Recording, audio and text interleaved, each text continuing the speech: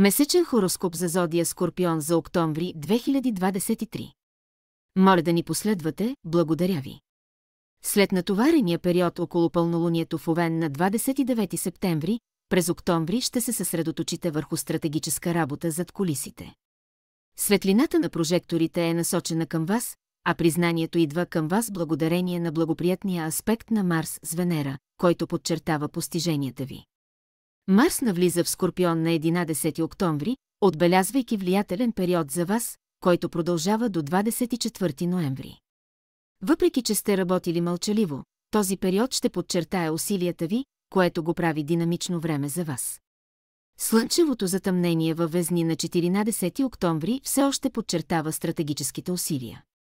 Макар че може да се сблъскате с предизвикателства, решимостта ви изглежда непоколебима.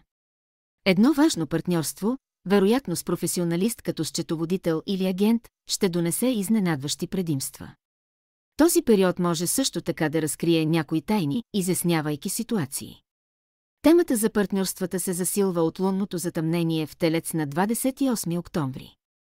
Към него се присъединява и Юпитер, което предполага благоприятни резултати.